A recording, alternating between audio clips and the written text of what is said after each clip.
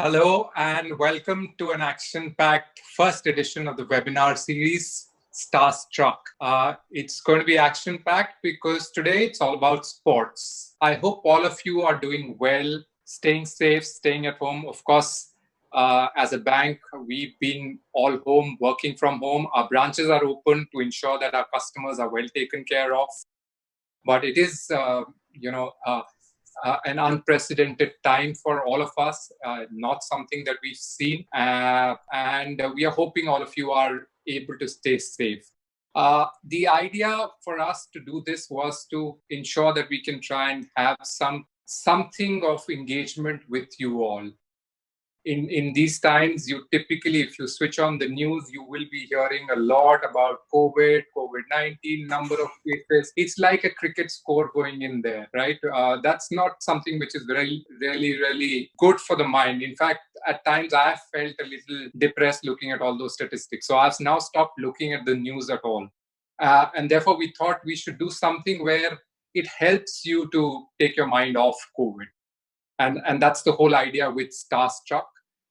It's a webinar series, and this is the first one of them.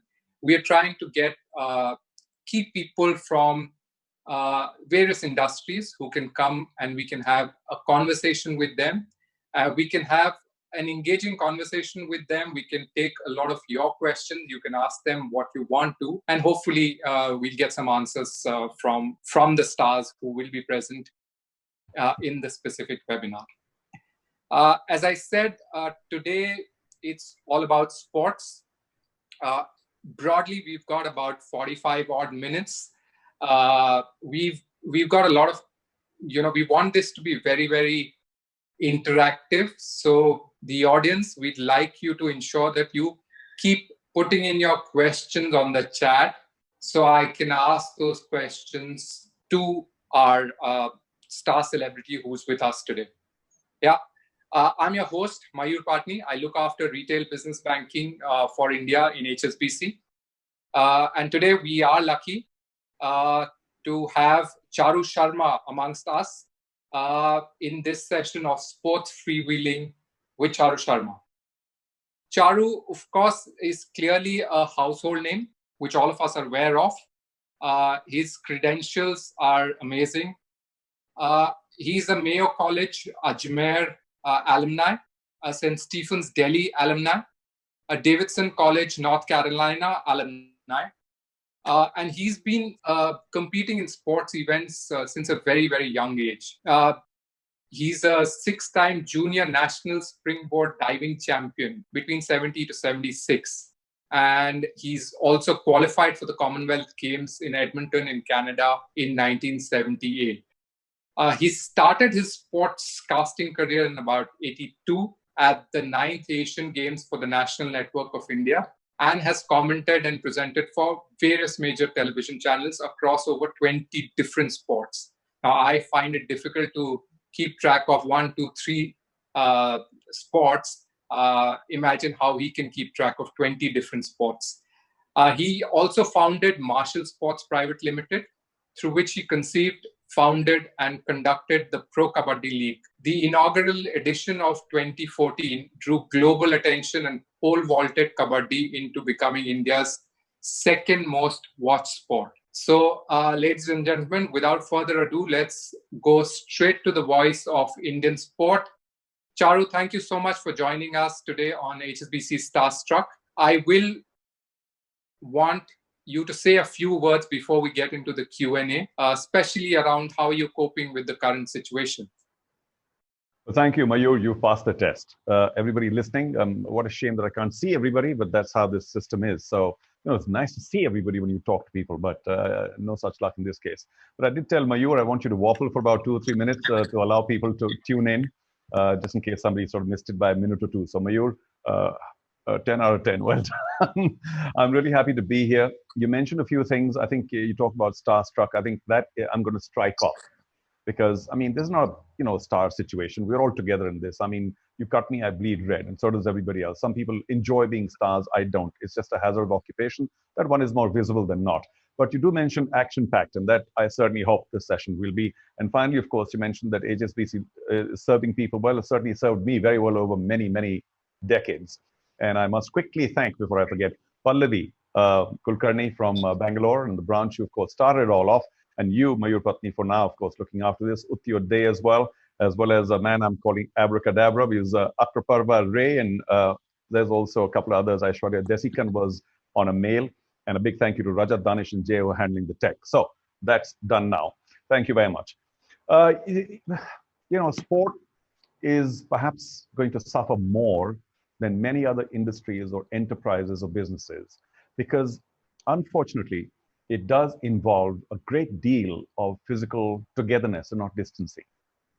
And secondly, in a sense, the world of sport, exciting as it may be and a global attraction as it may be, or even at the local level, depends very, very heavily on external financing.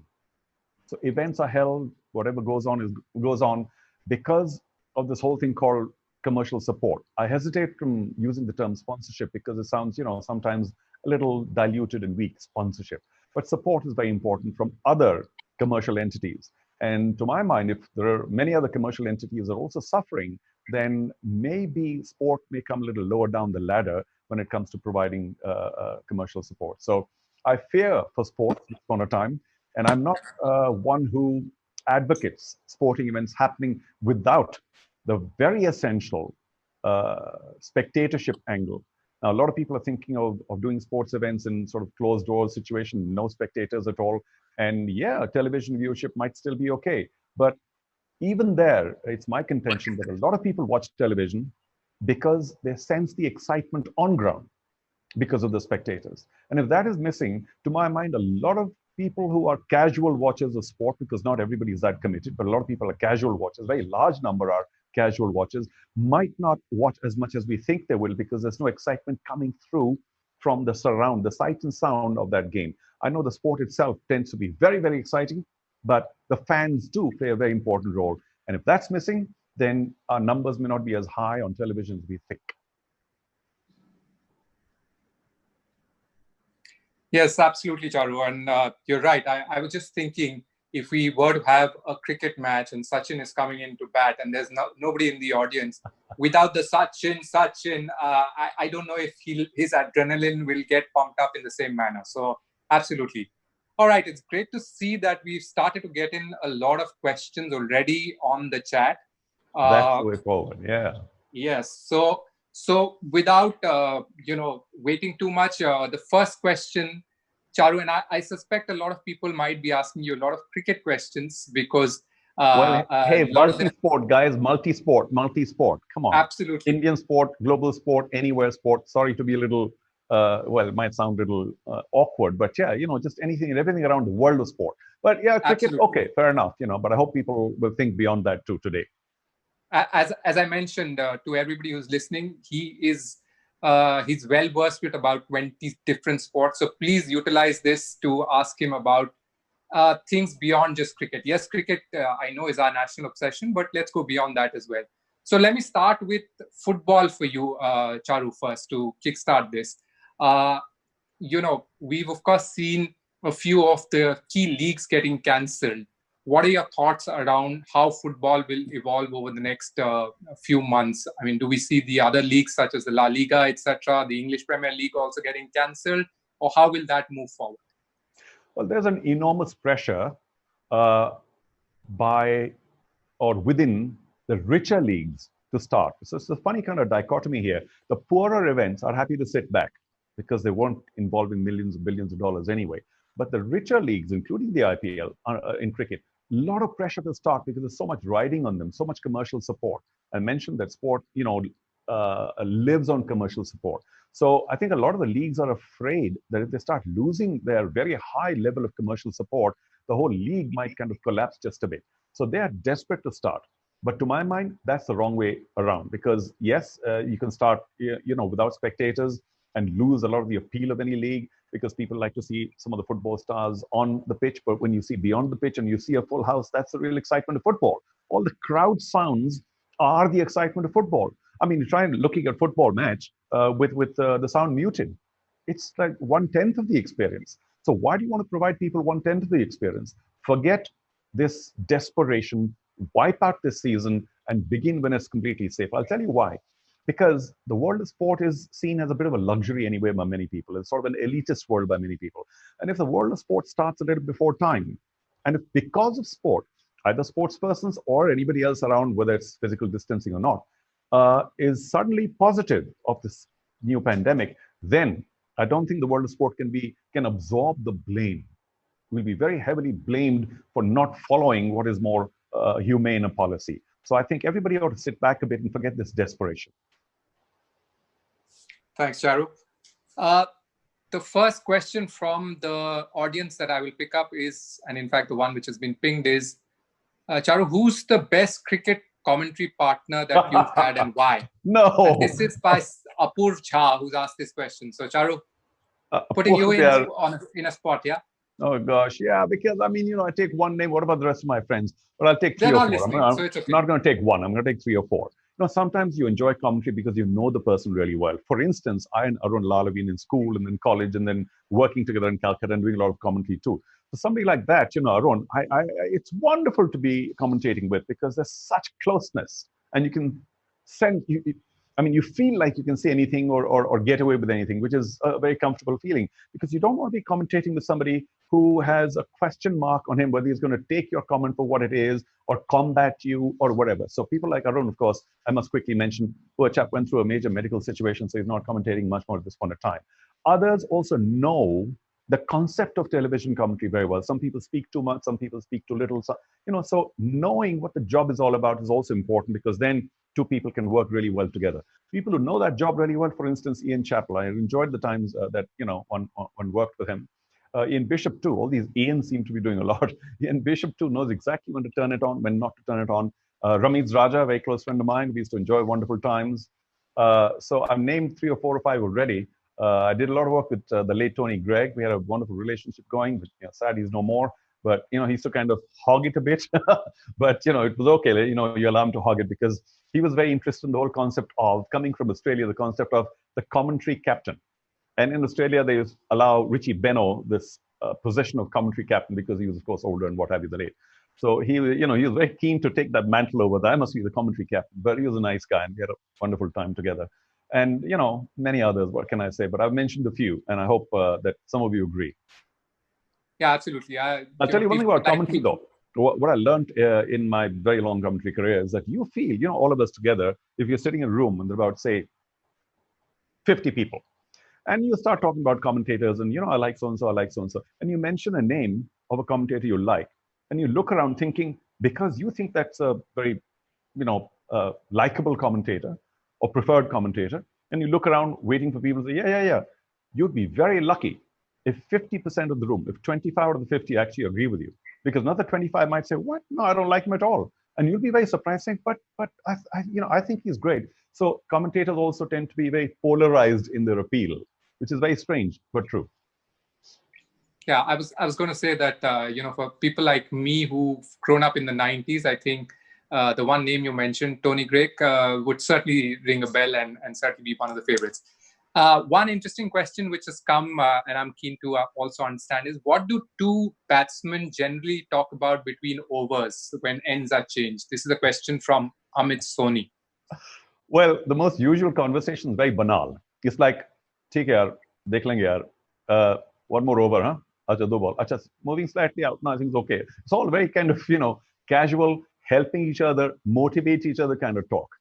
It's playing all right here. Don't worry, I think we'll handle it here. Another over or two here, we'll be all right then. Okay, don't do anything foolish. I'll take care of it. The senior batsman at times said, don't worry, I'll take care of it here. You take a single, I'll take care of it. So there's a lot of sort of, giving heart to somebody who may be at a lower score or just walked in. And then there's a lot of sort of casual, don't worry, take care, when they're in the middle. So it's not complicated talk because you don't want to have any kind of talk that takes confidence away. So these are very minor confidence building gestures that go on in the middle. Okay. I'm not making my answers too long because otherwise, we won't be able to take much in. No, absolutely. But let me assure you, it's not, fun talk about what are we going for dinner and what did you have for tea and none of that. I mean, it's just basically to deal with, hey, that guy's a little tough. Don't worry, I'll deal with him here. or you've just walked in, you take it easy, don't worry, just play it out, and I'll take care of it. And if both of them are there for 50s and 100s and say nothing at all, they kind of, knock their bats together and say, it's all good, yeah, don't worry, ho jayega, yaar. I think if there's Sehwag in the middle, I think he'll probably be saying, this is where I'll hit the next ball. So something like No, he always just says, I see ball, hit ball. that. Okay, so Pradeep Ashok Aher wants to know, he's been a big fan of your cricket commentary since childhood. May I know when will you be back in commentary stint, be it IPL or any other international matches? We love your commentary, Charu. I was a big fan myself. So really miss you in the commentary box. That's very, very kind of you. But I noticed that a lot of this talk is past tense, was, etc., which is just one of those funny things here, because, I mean, in a lighter vein, and if I say something like this, please understand I'm only kidding, right? I mean, I tend to have a lot of lighter vein conversation. Sometimes, because I haven't been doing top-level cricket commentary for a while now, even I miss myself. But I don't know, it's a network's call. Sometimes it's a production call. And a lot of the production companies tend to be happy calling me, but the network somehow, even though I have very close relationships with the few networks that are left now part of the world, in their wisdom, they don't seem to be, my number. All I can say is my telephone number hasn't changed. So I don't know. I mean, if they wish to call, I'll be most happy to commentate, because this is what I do. This is what I am.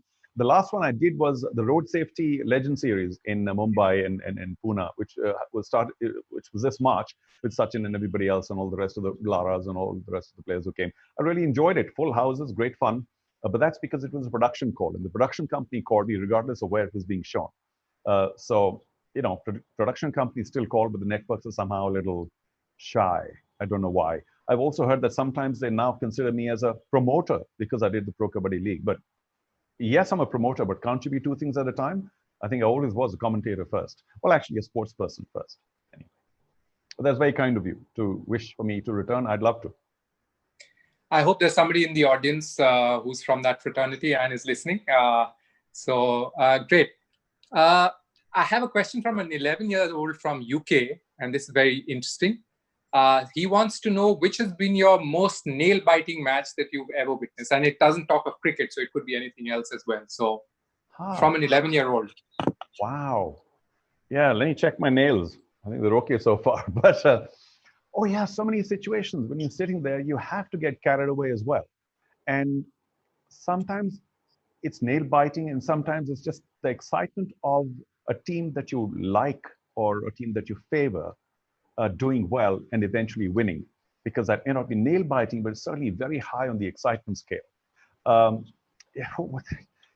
That's the problem here. When sometimes you ask a tennis player or somebody, which match did you really kind of like or whatever, and the guy's scratching his head because it's a problem when you've done too much of anything. Is so you got to think back. Oh gosh, hundreds and thousands of sporting events, and you wonder where.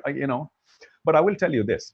In terms of a superb memory, not a nail-biting encounter, so I do beg your pardon, I'm not quite giving you the answer you wish, but one that I remember very, very fondly from among all of this, which was very, a very special assignment that came my way in 1998 when I was working full-time with Star on contract, Star, ESPN Star.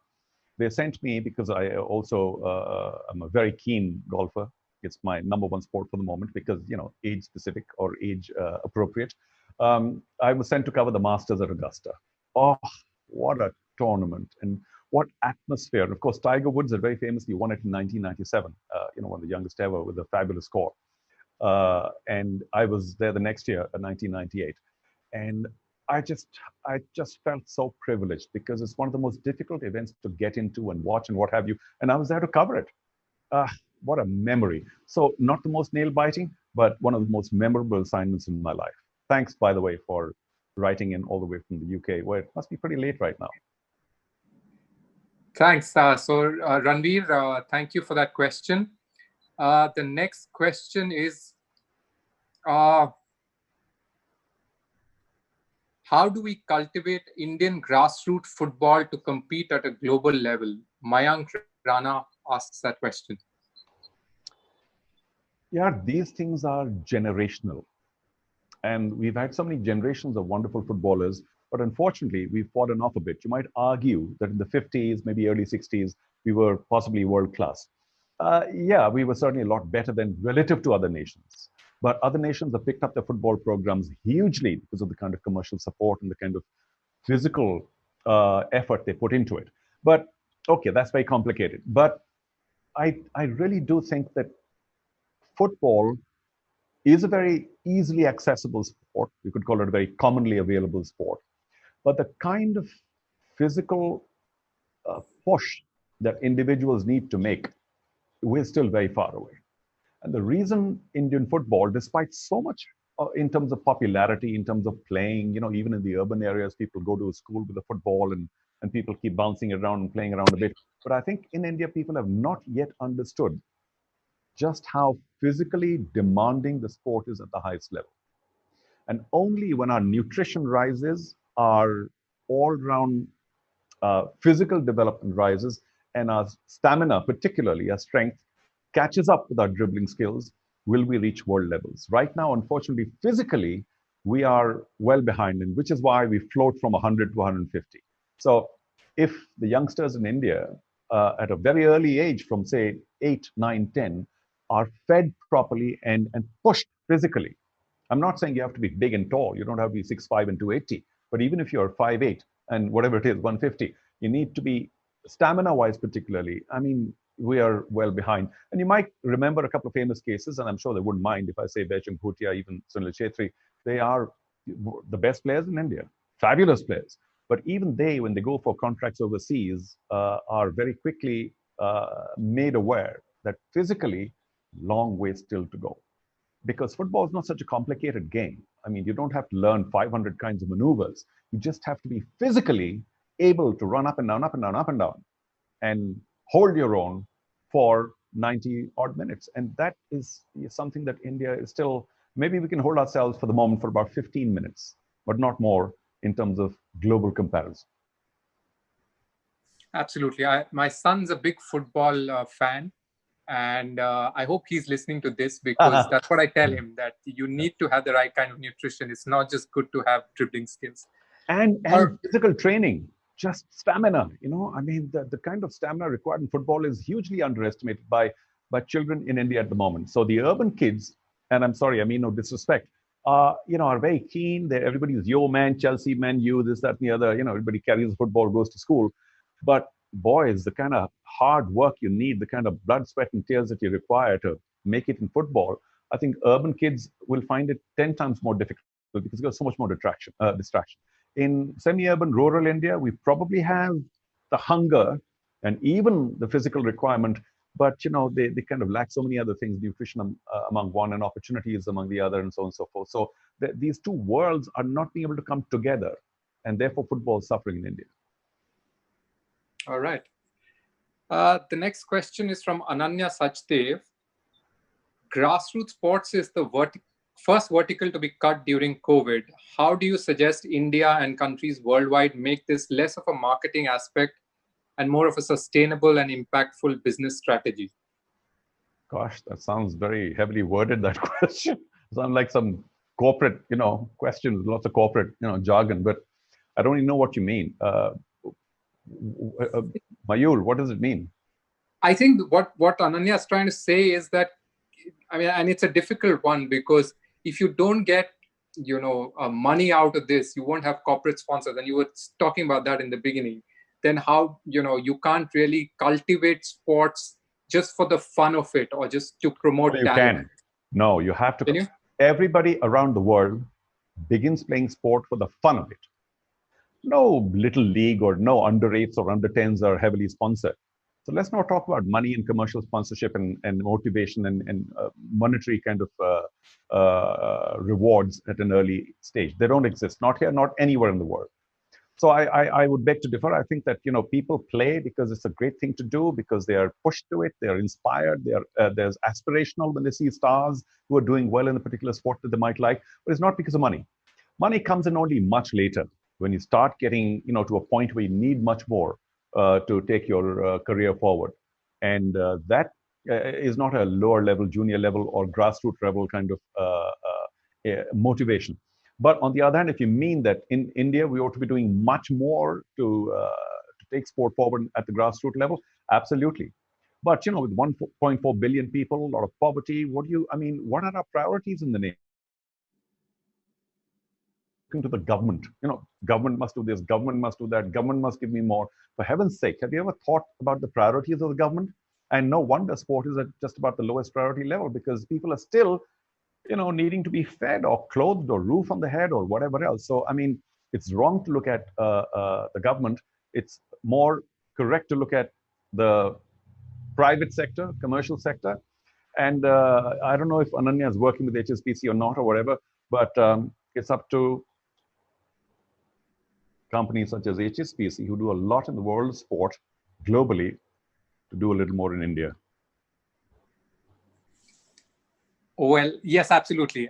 We do, we do sponsor. It's okay, you take a baad mein. No, I was just wanting to highlight that we do promote the badminton league in India as well, the badminton championship. So yes, we can do a lot more. Is your point? And Ananya was talking about grassroots.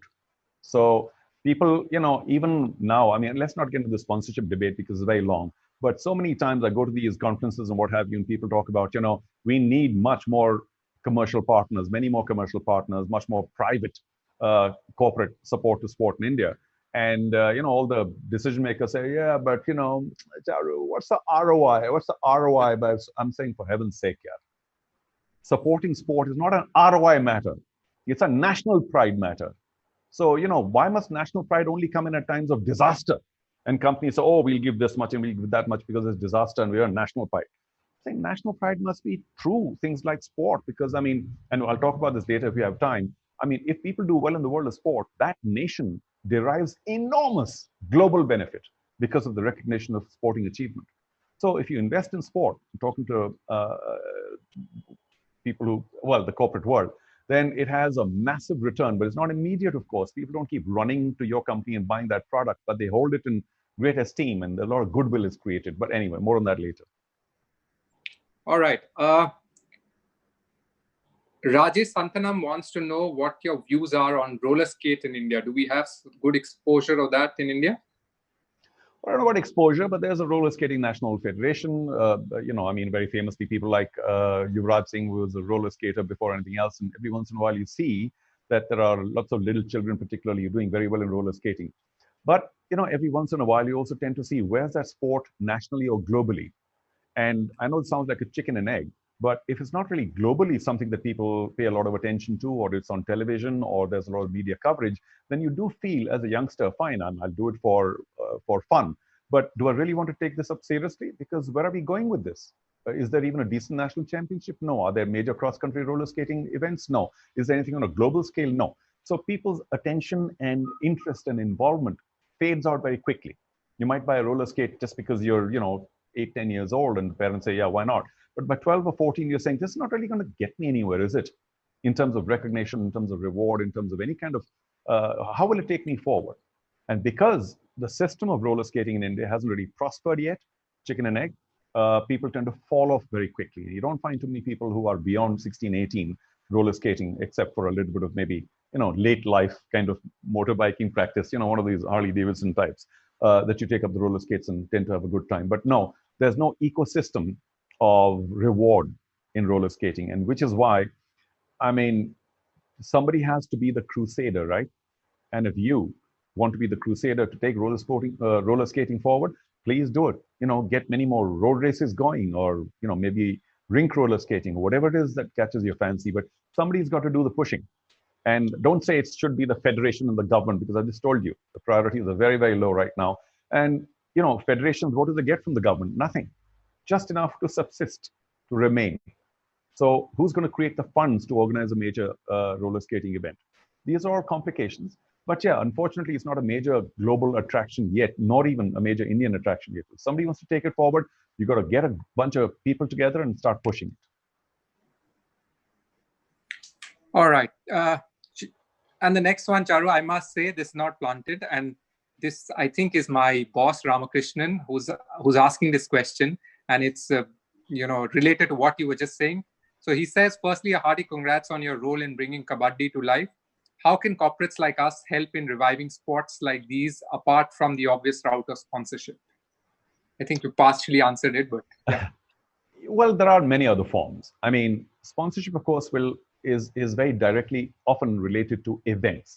If there's an event going on and people need money to make that event happen, or if the company itself feels that there's benefit to be gotten from attaching itself to a team or a league or an event, then there's an obvious kind of quid pro quo. But there are many other forms. For instance, academies. A lot of academies tend to happen in various sports that are organized by people who are involved. And to me, academies are a great way to focus attention of various people in that area, if nothing else, towards that sport. Because otherwise, people tend to wonder, where do I play? Or where do I up my skill? Because if you're playing in school or a college or, young institution, it'll take you a certain way. There's no real speciality there. There's no specialization. But an academy quickly means specialization. Oh, if I want to take this forward, I can try and join that academy. And people who do these academies, and there are many people in many sports, require support, perennial support. It can't be a 2-month academy or a 4-month academy. It's got to be a permanent academy. For instance, say at the higher level, the Sports Authority of India Center. It's a permanent center. And of course, the government funds it. But there's a need for many such places of specialization, which can exist if there's a corporate partner. Apart from many other kind of programs, but I'm just mentioning one or two. So look for academies if you want to really help, not just in Kabaddi, which I'd love for you to, but any other sport that you choose. Get together with these academies on a long term. And my other unasked for piece of advice is that, people who tend to attach themselves to academies, sometimes they do get long-term sponsors, tend to always look for rewards, saying, okay, and the academy, of course, will have one of these things about, in the next 5 years, we're going to produce a Grand Slam champion. Come on, yeah, you can't bop people on the head and make them Grand Slam champion. But you can only create an atmosphere which puts in a lot of time, effort, and energy into the improvement in that sport. But I think people tend to fall off if there's no big-time champion that comes out from such partnerships. Well, it's very, very tough at the global level. So people need to be patient. And I think patience is one thing that is somehow rapidly being lost in this new world of ours. It takes time. All this creating champions sometimes takes generations. So there's a lot of patience required. I mean, I must say, the MRF Pace Academy, for instance, it's been doing so much work for so many years. And, I can't say that we have the fastest bowler in the world, but I can certainly say that fast bowling has attracted a lot more attention and participation in India because of focused academies. Yeah, I think that's a great example that you give of the MRF Pace Academy. The next question is from Ashfaq Abdul Sayani. He says, do you feel making sports a career for young children is getting difficult due to commercialization of the sports and the costs involved? Well, due to the commercialization of the sport is the reason why young people are starting to choose it as a career. So I'm a little confused, Ashfaq.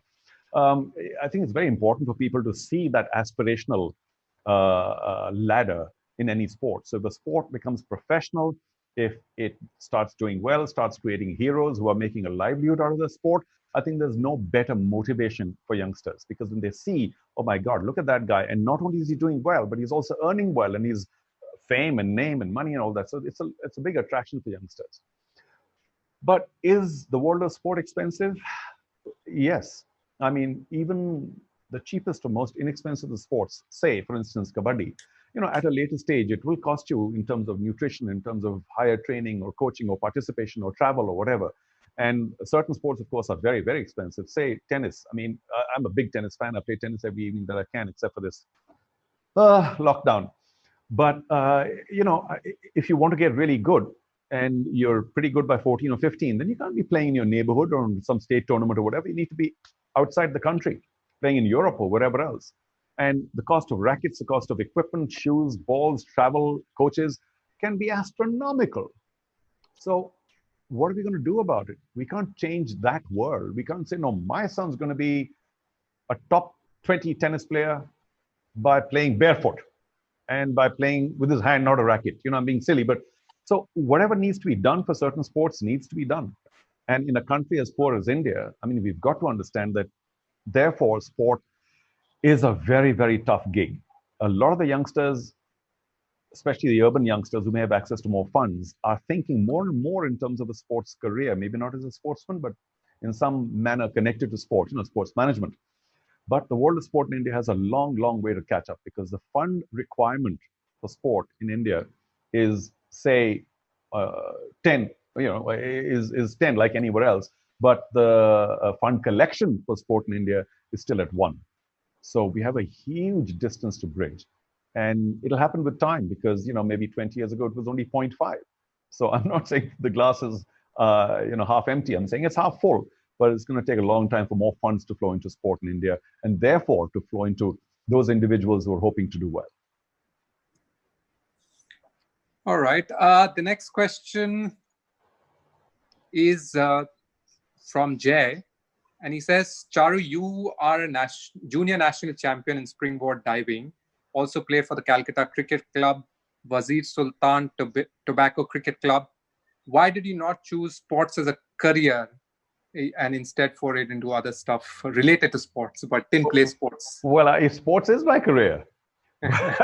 I mean, Jay, if you're suggesting that I could have made springboard diving into a livelihood, no. I mean, it got me as far as it got me. It got me college admissions, it got me jobs, it got me whatever else. But I wasn't going to be able to make a living on springboard diving. Nobody ever has in his life, unless you want to dive in some circus somewhere into a net. Even cricket, sadly, in the 70s, when I was sort of at my physical peak, wasn't much of a career at all in India. And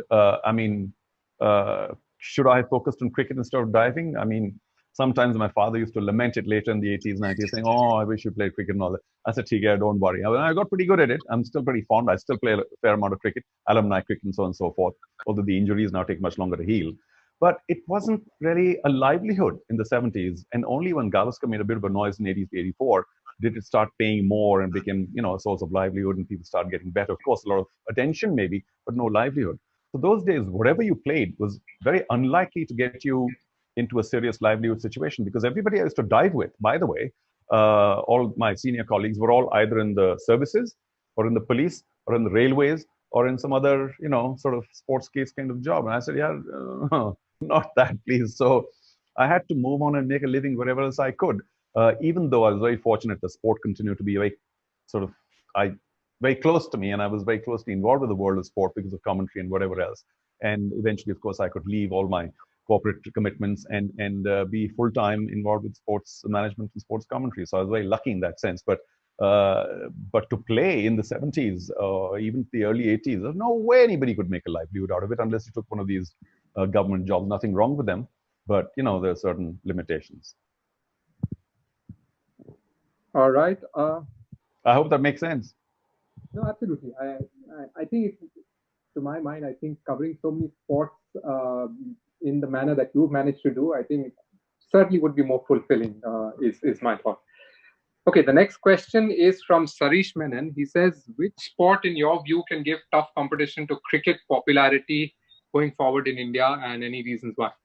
Well, I'm going to be very biased. Sorry, what's the name of the person who asked the question? Sarish Menon. Sarish, I'm going to be very biased, and you'll have to forgive me for this. But also factually, the second most watched sport in India is Kabaddi, thanks to the Pro Kabaddi League. So that was something that just had to happen, and I knew it would do well, and I'm glad it did well. It's in our DNA. It's our own sport. It's our own unique heritage sport that was born and brought up in India, and that's why people took to it in such large numbers. However, we're all ambitious and we're all greedy, and I hope more and more people come in contact with the sport and appreciate it and watch it and become a part of it.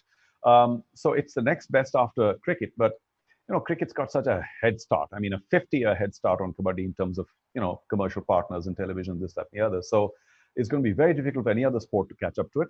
I know a lot of time, effort, attention, money is being paid to football now, but the problem with football is, which is not the case in Kabaddi, by the way, which is one of the many reasons I promoted Kabaddi, along with Anand Mahindra, whose idea it was the league, is that when you watch football in India, there's unfortunately a natural comparison with some of the best in the world, which is also shown on the same channels at virtually the same time. So if you're a football fan, what do? I mean, you watch football in India for a while and then you say, nah, yeah, I'm going to go to some other, league match around the world, one of the top 5 leagues that's also being shown by television. So it's going to be very difficult for Indian or football in India to match that figure. Also, it's a very largely strangely urban kind of thing. And do remember that in urban India, people have a little less time to watch television compared to semi-urban and rural India. So there's all sorts of complications here, but I think kabaddi is doing very well, of course. Football sort of, also on the push. Badminton, people might want to think is something that can also boom, but it's got some level of limitations where I don't think it's ever going to be a serious competitor to cricket at all. And other sports which people like you and I who might watch and play, like say tennis or golf or whatever, which I love, and which is the two games that I play these days, people might say, oh, that's the next big thing. Oh, it's booming and this, that, and the other. But the people who, the number of people who play and follow golf and tennis in India is so minor that you'll have to do a 0 point, many zeros and one before you get to that number. So, I mean, there's no way they can catch cricket. And of course, cricket with the kind of money that's being thrown at it, and it's become a huge monster, a Goliath, and it's going to be very tough for any David to come up. But I must say that the Kabaddi League is quite engrossing. Yeah, I saw my son watching it too one of the days, and I started watching it with him, and it was quite interesting. And I managed to watch the entire match and the next one, etc. So yeah, thank you for bringing it to India. Oh. Well, I mean, it already was in India, but I'm very happy to give it the fillip that you've given. Yes, thank you. And of course, the respect. That's the one key word, because I think the reason Kabaddi had kind of gotten lost in its own country of origin is because people stopped respecting it, largely. And that's what really hurt me. And so we had to polish it up and put it out there again. And whether people watch it or not, or this, that, and the other, but I'm glad that it seems to have gotten people's respect. That's the key. And let's hope we all build on that, develop. All right. The next question is from Bhaumik, and he says, Harsha and you were the only non-cricket playing commentators. You guys heralded a new genre of commentary, but we do not see anyone other than the two of you on the horizon. So taking nothing away from the legendary work that you and Harsha do, are we going to look at ex-cricketers back in the commentary box, and is that the trend that will continue? Or can we have somebody like a Harsha or you also coming in the commentary boxes? It's just getting increasingly difficult. I think I was very lucky that, private television is only starting in India when I started my professional commentary career. I say professional because when the liberalization and globalization came and these overseas channels came to India, that's when I was free of my corporate commitments. And therefore, I'm quite happy at times, sorry about being a little personal, to be labeled as the first professional commentator in India because I had nothing else going on but this. But those were early days and we were early movers and we took early advantage. But thereafter became very, very difficult because cricket, strangely, is about the only sport, and if I can use the term, I have to be careful here, which has the arrogance of supporting only former international cricketers as commentators. When you say only two people who didn't play cricket, well, actually, it did quite a bit. I didn't play for the country, but it's not that I don't know how to play the sport. I love it too. But what's happening now is cricket has suddenly gotten to its own little trap of saying that only former international cricketers are acceptable because maybe cricket networks also feel it's nice to, hobnob with those who played for the country. Oh, hi, Sachin. Oh, hi, so. So it's become a bit of a trend, which, obviously you might say that somebody like me, will reek of sour grapes, but no. I do think that the concept of professional commentators is understood by just about every other sport and every other sporting agency around the world. But in cricket, somehow, we seem to be gravitating only towards former internationals. And there's nothing wrong with that. It's just that a mix, to my mind, works a lot better because professional commentators, whether you like it or not, always work harder. They're always more concerned about everything, every aspect, about improvement, about sounding right, about using new words, about making it a true, if I can add the term pleasure to watch and hear. But, at times, those who played the game at the highest level sort of just take up the mic and say, all right, shoot here, let's go. So sometimes that commitment is a little, less than 100%. But it's only cricket. And if it was only, the former internationals who could commentate, then why would every other sport have not only former internationals? Because they realize the professional commentators bring in something special. Cricket, for the moment, seems to be swinging one way. And maybe there'll come a time later when they sort of swing around and say, hey, let's get hold of a couple of good professionals there because that's a nice mix then. Because very often when two former cricketers are playing and one is talking to the other and asking sort of, should we say, a question or some clarification one to the other, it seems funny. It's like, what the hell are you asking me? Because you know it too, or you were there too. So it's kind of funny. But yeah, it's I just in cricket it's going to be next to impossible. But in many other sports, I think they appreciate professionals, and that's good for those sports. All right. The next question is from Aman, and he says, in times of lockdown and no sporting events, how do you keep learning about sports or revisit the best moments of sporting events from yesteryears? Any list of events that our kids can watch and learn? Yeah, well, I must confess, I'm a the world of sports thrives on live, and if you're not live in the world of sport, you're dead. So, live sports is, to my mind, 98-2 kind of situation where 98% of the times you watch sport, you watch live sport. It's only about 2% of the time that you watch sport when it's a recording or a best of or all this, all that, and the other, because you've seen it all. You know the result. There's no drama left. As the 11-year-old from England had asked earlier, what's the most exciting, nail biting? Now, if you've seen it before and it's a recording of some old matter or whatever, that nail biting concept is finished. So watching the past really, and we've all gotten spoiled. There's so much live sport now over the last few years, last couple of decades. You tend not to watch till you say, hey, is it live? Not live? No, I'm not watching. So I'm a little spoiled myself. I like to watch it when it's live, and after that, I don't really watch too much sport at all if it's not live. So right now, there's a huge trough, a huge low in sports watching, which is such a shame. Breaks my heart, but I think most people might possibly agree there. Anwar wants to know, Charu, how was the journey of becoming a commentator at the Asian Games 1982, the selection? Well, it's a very interesting journey. Sorry, what's the name again? Anwar. Anwar, you ask a question which has a very long answer. So I'm like kind of saying, what now? I was in Calcutta working for the tea company, tea manufacturing marketing consultants. Wonderful job with Arun Lal and many others, Piyush Pandey and a few others, Michael Dalby. It's a small company, but wonderful bunch of people. All of us were like sports cases, But anyway, and so there was a robust club life, and a lot of us used to play with the CCFC, and of course, lots of lovely sporting action. And then, Doordarshan, of course, got the right to cover to do the pictures for the 1982 Asian Games. And they, in 1981, because even then, Doordarshan, as you can imagine, was the only channel, but still very kind of new and weren't doing very much because television was nothing prior to 1982. It was black and white. You needed a license. You only had 4 hours of television to watch, etc., etc. But of course, color television came with this Asian Games in 1982, and suddenly television became a thing to have and to hold and to see and what have you. Because of that, it was a landmark situation in India.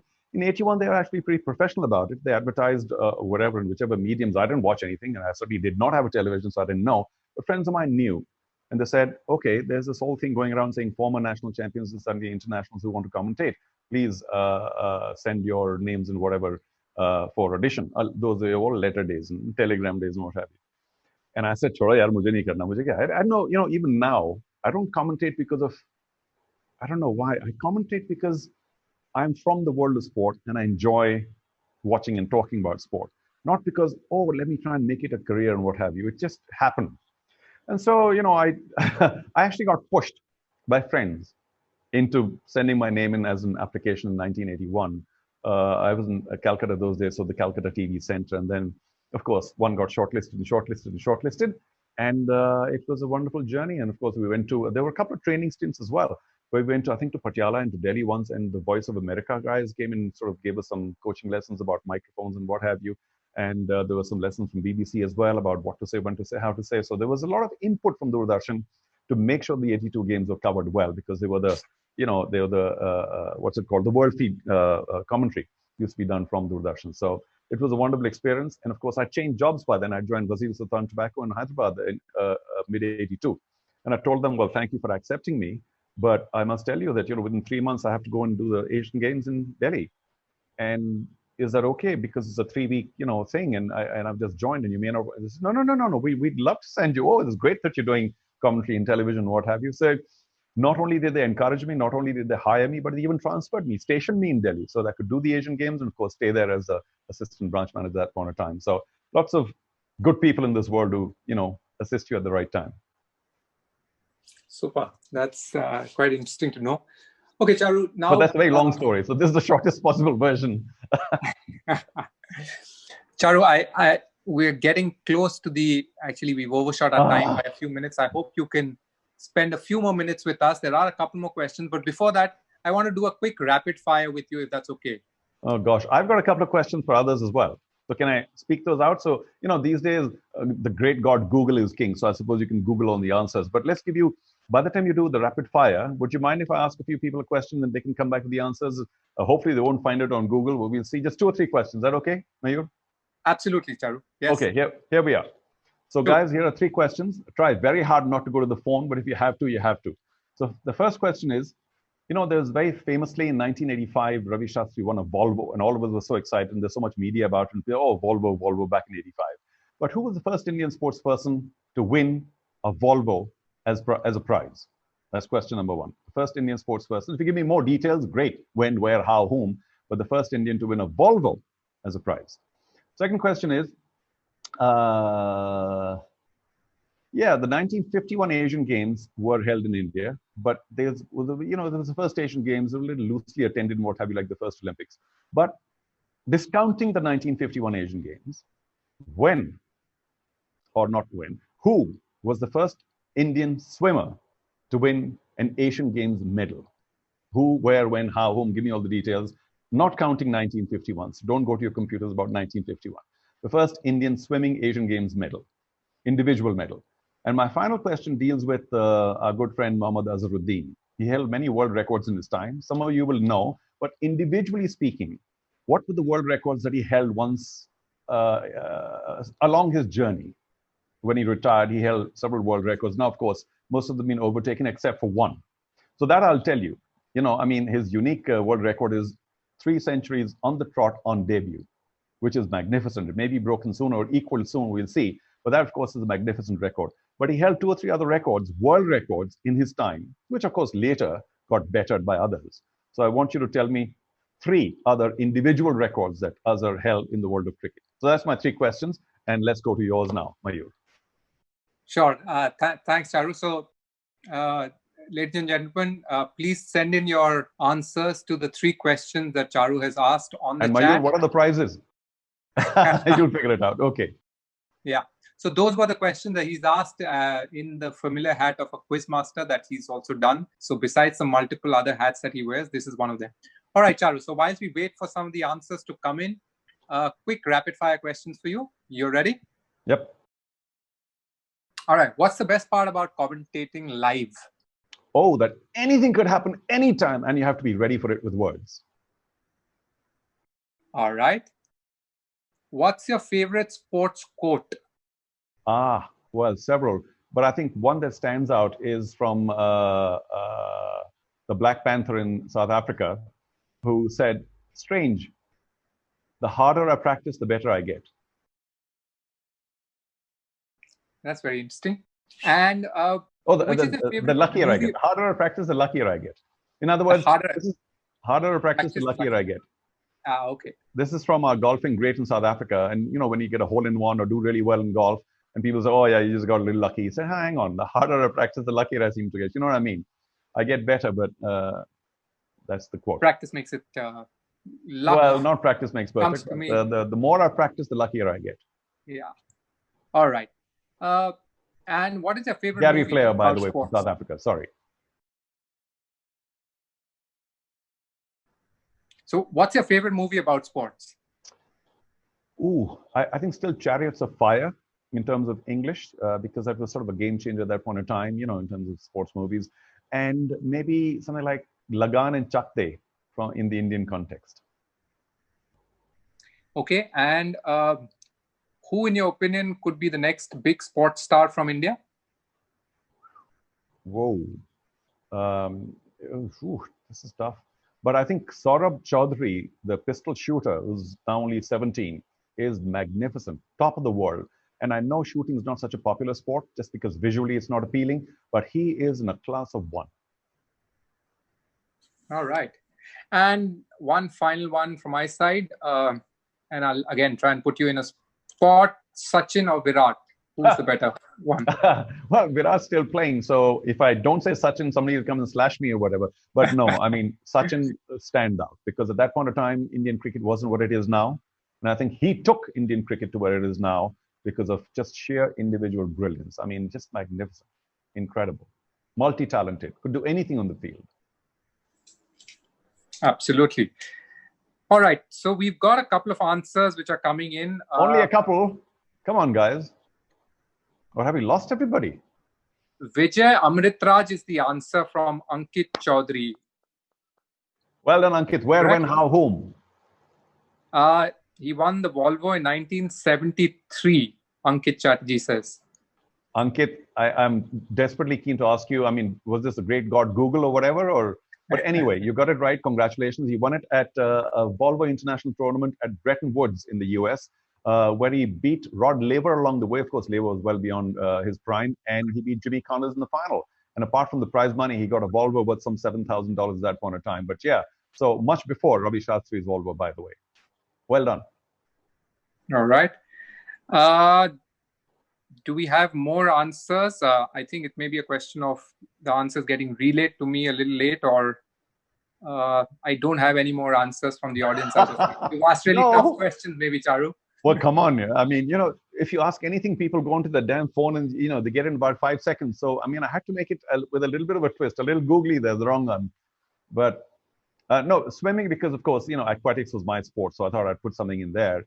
And it's a really tough sport for Indians to do well because the number of people swimming at a high level is so minuscule in India that it wasn't easy. And even this young man, well, not young anymore, he's in his mid-50s, had to go to Australia to train with his coach there for about a year before he could go to the Asian Games and actually win a medal because he was really doing very well at that point of time. But due to some tactical error, he couldn't get a gold. He got a silver in just about the toughest event in swimming, which is, okay, can somebody here? No, I don't have access to everybody. But there's nobody here to answer, so that's okay. Well, the toughest event in swimming is the 200 fly, 200 meters butterfly, because it's a killer. And that's the event that Khazan Singh won a silver at the Seoul Asian Games in 1986 in a time of 2:02:38, which was, I mean, it took years for that to best. He was focusing on lane 5, the Japanese who was billed to get gold. So, you sort of tend to look one side and say, I'm getting the better of him, but then look at lane 3, the other Japanese on the left who pipped him to gold. And he said, gosh, I should have been looking that side. But anyway, Khazan Singh is the answer. Anybody answering Azharuddin's? Yes, I've got something I've got an answer from Sriram. The records are most number of 50s and most runs in ODIs, records held by Azhar. Yeah, you missed a couple of really important ones. But yeah, most number of runs, he overhauled Desmond Haynes at 8,700 something. So that was a record that he held, which was a pretty, big time record at that point of time. Then, if you're running short on time, Mayur, may I go with the rest? Or should we wait? Please. Okay. One very important record that Azharuddin held, which has a story to it, because unfortunately, the signals failed and that match couldn't get telecast in entirety. Because Doordarshan in 1988 was telecasting it. India was playing New Zealand at Baroda at the Palace Ground, Moti Bagh or whatever, Moti Mahal, and Azhar flayed the New Zealand bowlers, the faster bowlers as well as the spinners. He wasn't big on hitting sixes, but I think he had 3 big sixes. The one hit a tree. And in 62 balls, Mohammad Azharuddin then scored the fastest century in ODIs at 62 balls at that point of time, which was a record that held for a short while before, of course, others broke it and shattered it a few years later. Now, of course, ABD has a 31-ball century, which is exactly half of what Azhar scored it in. But he did score the fastest ODI century in his time. And of course, he had a couple other records as well. You mentioned one. And the other one is the highest number of catches. At 150 odd, he was way above his nearest competitor when he retired. So that was the highest number of catches in ODIs as well. So Azhar had plenty of individual records. And of course, he didn't quite play as much because it sort of ended in a bit of a cloud. But he could have carried on creating these records for a lot longer. So there we are. Super. Charu, we are unfortunately towards the end of our time. But What I a shame. must really thank you for being with us. Any last thoughts from your side before I wrap up? Yeah, well, the world of sport is in deep trouble and it require all of India to support it now. It becomes a soft target. There's some cricket being played or some sport being played. Others come down quickly, try and pull it down. Why? Because it seems so secondary or tertiary an activity. It's not. It leads to a great amount of health. So we need to support sport collectively in this country, not by pulling it down, whether it's played at the highest level or not, but by supporting it and saying, okay, it's a good thing, it's a good, healthy thing, let it carry on. So I do hope that there's much more commercial support that comes in for India because we must stop looking to the government to support everything. They've got many other priorities. That's one. It's a perennial kind of plea to the corporate world to please invest in the world of sport because it just has that kind of appeal and attraction. And my favorite example here is that, Mayur, I'm asking you this because you follow a bit of sport or not, but you also follow commerce. And one of the most important people, and it's an old joke for me, but bear with me, one of the most important people that holds the economy of Jamaica together is the finance minister. Do you know the name of the finance minister of Jamaica, Mayur? Say no. I'm afraid I don't. Right. Do you know who holds the world record for the fastest 100 meters ever and which country it comes from? Bolt? Usain Bolt? That's right. And which country? Jamaica? There you go. So that's the power of sport. You know Jamaica, you know Bolt, you know 100 meters, you don't know the finance minister, the guy who runs the country, in a sense. So just a small little, joke about the fact that the world of sport could use a lot more support from everybody because it gives back a lot to the nation, to the people, the institution where he came from, and so on and so forth. Just, one of the many thoughts that I have. Otherwise, everybody, please be a little more fit, be more healthy, and maybe we develop better immune systems because of that. And we can get rid of these pandemics or whatever they are very quickly because we're just essentially fitter and mentally, physically, psychologically, or whatever. So fitness to me, don't ever let it go. Always have the time to be a little more fit and healthy than you are. Thank you so much, Charu. It's been an absolute pleasure interacting with you and an honor. I've got such amazing insights on various sports from you. This has been absolutely fabulous. We haven't even started yet. You ain't seen nothing yet. But Mayur, before you thank me, I must thank Pallavi again, and you and Utyo and everybody else, and thanks to the tech team, Rajat, Mayank, Jay, Mayur. Thank you very much, Danish, and for hopefully making this seamless. And I do hope a few people tuned in, or whatever the webinar equivalent of tuning in is.